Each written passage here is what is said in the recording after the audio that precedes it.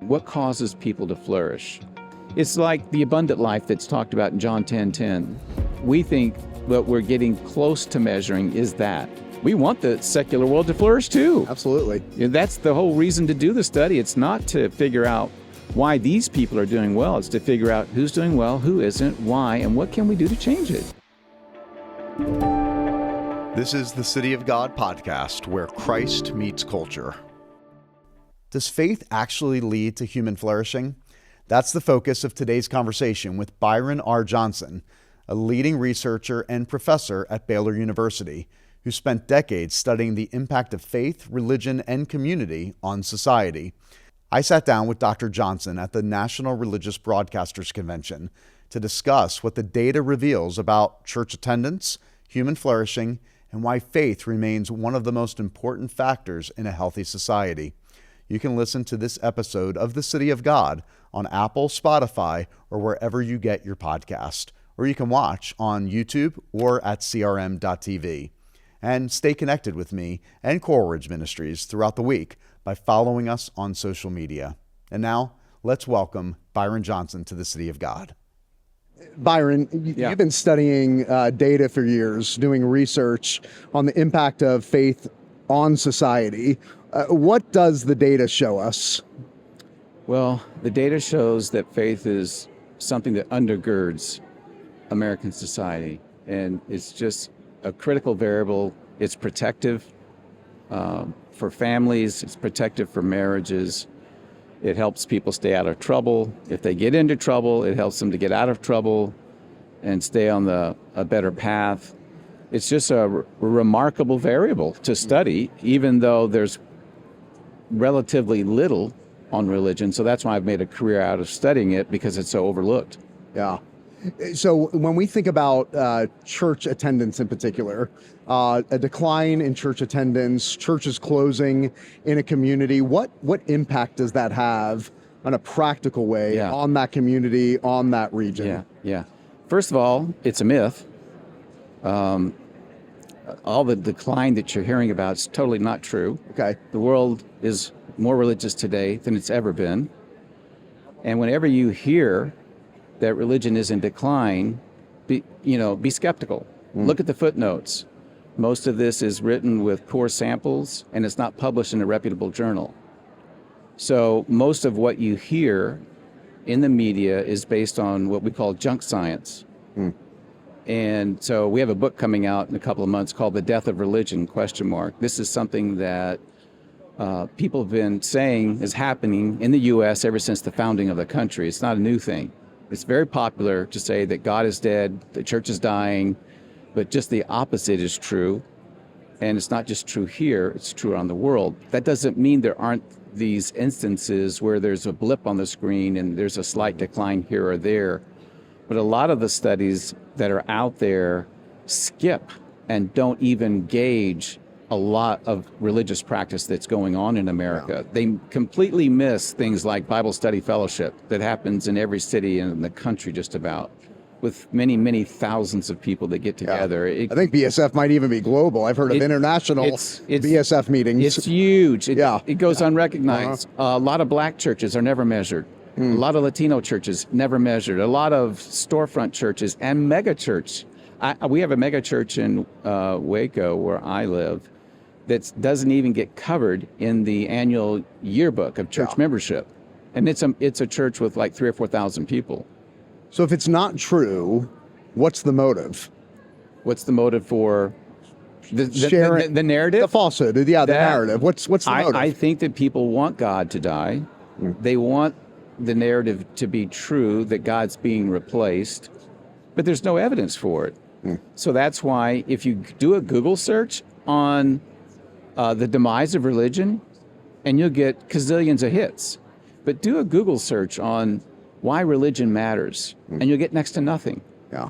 It's just not covered. Even when we publish papers that consistently show it's good for your health, it's good for your physical health, it's good for your mental health, it's good for your marriage, and it's good for close personal relations, all of this. We're doing the Global Flourishing study right now in 23 countries around the world, following over 200,000 people, and we find the same stories in these other countries that's being played out here.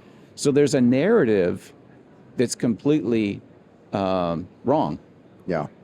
Well, for centuries, we've been told that religion is oppressive, and even most recently that it's archaic, that we have to liberate ourselves from the shackle of traditional religion. What are some of those myths that you have uncovered, that you have debunked through your research regarding religion and public life? If you want to look at who does the volunteering in America, it's largely people from faith communities. If you want to look at people who give of their time, as well as their treasure and their talents, these tend to be people of faith. Americans give $1 billion a day to all kinds of causes, secular and religious causes. Most of that comes from people of faith. So if we were so oppressive, why would we be doing all this good work? You know who goes into the prisons to visit offenders? People that are locked up? People of faith. Where are the secular people? So I think there's this myth that, people of faith tend to be only concerned about themselves. They don't look out for their brother. And in fact, it's just the opposite. They are the one that looks out for their neighbor. Yeah. And Byron, isn't it fair to say that this is nothing new? Yeah. I know it's someone once said that civilization would be unrecognizable, particularly over the last 2,000 years, if it wasn't for the faith community. What can we learn from history that we really shouldn't be surprised about the impact today? Yeah. I mean, if you look at the rise of Christianity, this is Christianity's story. I mean, who went into communities where there was rampant disease? It was Christians. Because they felt called to, they felt compelled. And, Christianity had this dramatic increase in the early church. We've never seen anything like it. But even then, there were these same cries, And I think this will always be the case, Rob, that, there will be persecution of those that are trying to do the right things. But this is all the more reason why we need to, as the scripture says, love our neighbor. And we have a paper on that just came out, love of neighbor. And why do people love their neighbors? It doesn't come naturally. It's a God thing. Yeah.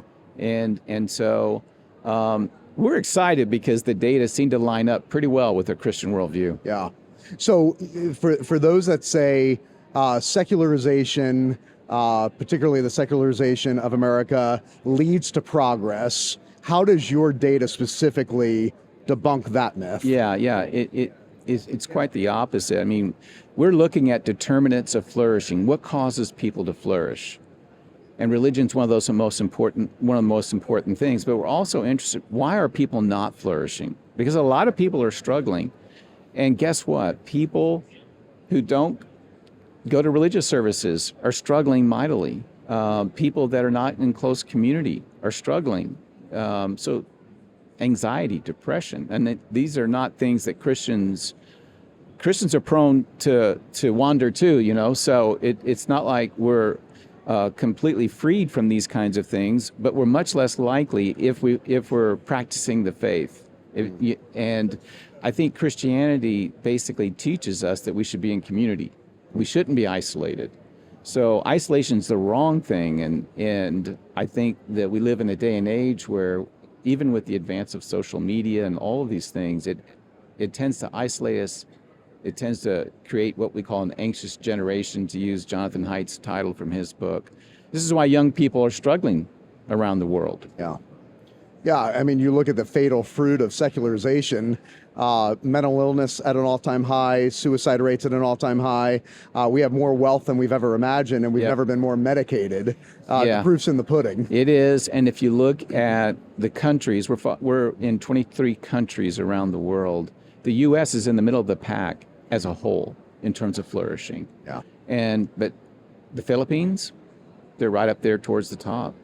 Israel, toward the top. Other Tanzania, much higher than the United States. And so poverty is not a gauge. GDP is not a predictor.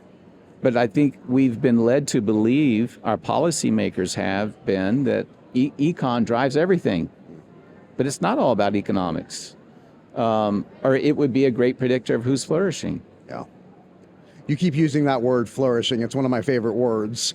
But what do you say to the skeptic that goes, you Christians just want religion in the public square so that Christians can flourish. Yeah. You really don't care about anybody else. Yeah, it's so untrue. If you look at the domains of flourishing, religion's not one of them. Physical health, mental health, meaning and purpose, character and virtue, social relationships, financial security. These are the domains that we look at. Where was religion? It's not in there. We look at religion as a control variable. We ask questions about religion, and guess what? We find that religion is highly connected to each of those domains.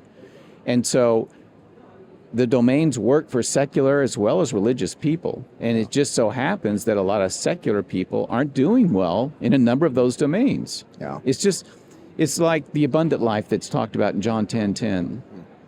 We think what we're getting close to measuring is that, the abundant life that Jesus talked about. But it's not just one part. If you overlook the mental part of your life, that would be a mistake. And if you overlook meaning and purpose, it's a mistake. You drift. And so I think that what happens is that faith is a natural anchor to all of these domains, and that's exactly what we're finding. And of course, what we want the secular world to flourish too. Absolutely. That's the whole reason to do the study. It's not to figure out why these people are doing well. It's to figure out who's doing well, who isn't, why, and what can we do to change it. Yeah. The Hebrews called it shalom. Yeah, it was the fullness of flourishing, and we think about Jeremiah. Yeah. And the people of God were called to go into Babylon, not just so they could flourish and experience shalom, but everyone would experience shalom as well. It's a community thing. If my neighbor's not doing well, then I'm not doing so well either. Yeah. And it's the golden rule. Yeah. It's love thy neighbor.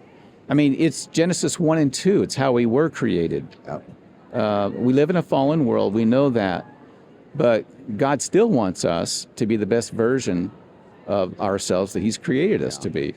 If a policymaker gets exposed to your data and your research, and they actually followed it and did something about it, what would that look like for our society and their understanding of the impact of faith in our nation? There is staggering potential here because our studies are being published in the world's top journals. I mean, I hate to say it, but a lot of the stuff that Christians read is utter garbage. It's based on junk science, and it's just the truth. And there'll be a lot of junk science here at the NRB.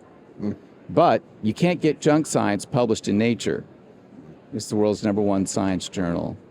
And so policymakers are looking, and they are already calling us. And what we would say is that the government really needs to kind of start collecting data like we're collecting. They're not. HUD, Labor, Department of Justice, HHS. I mean, if we really want to make America healthy again, we should be asking these kinds of questions that we're asking on Flourishing. Right now, the government's not asking them. How can you monitor something that you're not monitoring? So we would hope that the government would start paying attention, and I believe we were called to the White House when our first studies hit in April of last year. So there is interest among policymakers. And I hope over the next couple of years, this is a longitudinal study that will have a pretty long shelf life, that over time, as we start doing causal studies, most of what we know, Rob, is correlational. We know that married people tend to be happier than single people, but is that because married people were already happy before they got married?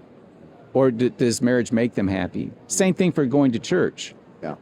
People that go to church tend to be happier, but were they already happy, or was it the act of going to church? So you need longitudinal data to help do a causal, and that's what we have with following the same people over time, the opportunity to do causal studies that will be even more powerful.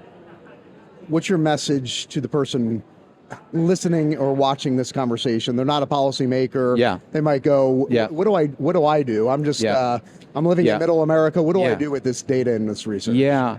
One of the things that we hope people will actually read the studies. They're highly statistical, but we're going to do our best job to take the studies and translate them into lay-friendly shorter, much shorter papers, maybe even some mini docs that people can view. And but we would say take these. There's 12 items embedded within 109 items total, but 12 questions in these domains of human flourishing that if you just go to the Harvard website, the Human Flourishing Program at Harvard, or the Global Flourishing Institute at Baylor, you'll see the items, and people could just take them themselves and give themselves a score. It's easy to do. But outside of that, I would just say, find a church, find a good church to go to, and raise your family in church. That's the best thing that you can do. Yep. And be salt and light in your community. There you go. I mean, I think the close relationships is one of the most powerful domains, and people that are embedded within congregations are the beneficiary of not maybe just good teaching, good preaching, but they're in a community of people that care for them, support them, pray for them, help them. And this is incredibly powerful. We did one study in Chicago, Philadelphia, and Boston looking at the poor and African Americans in particular, raised in projects. So if you're young, black, and male, and live in a housing project, you're much more likely to be involved in crime delinquency. So we followed them over time. And guess what? If you're young, black, male, and live in the projects, and you go to church, it's a completely different trajectory for those young people. So it just shows you the power of these congregations. Power of community. The power of community to help these people raise God-fearing people in the midst of communities that are highly disadvantaged. People want to find out more about your research, your data. Where do they go? They can go to the Institute for Studies of Religion at Baylor or the Institute for Global Human Flourishing at Baylor. Both websites will provide a lot of tools for people that are accessible. And the Global Flourishing Study itself is an open access data, so anyone has access to that data. That'd be great. Byron, thank you so much for your work. Appreciate it. Important work, Thank you. particularly as we look at the advance of radical Islam and the secularization of our nation. We need to give people the facts and the data, and I appreciate you bringing that to the forefront. Great. Thanks, Rob. Appreciate it. I so appreciate Dr. Johnson's commitment to following the evidence wherever it leads, and his willingness to challenge some of the most common myths about faith and religion in our culture. If this conversation resonated with you, I think you'll also enjoy my book, True, Good, and Beautiful, where I explore why Christianity is not only true, but also leads to human flourishing and the abundant life God intends for His people. Now, would you stop and leave a 5-star review for the City of God? Help others discover our Christ-centered content, and be sure to subscribe so you never miss an episode. The City of God podcast is produced by Coral Ridge Ministries and made in partnership with the Institute for Faith and Culture. This is the City of God podcast, where Christ meets culture.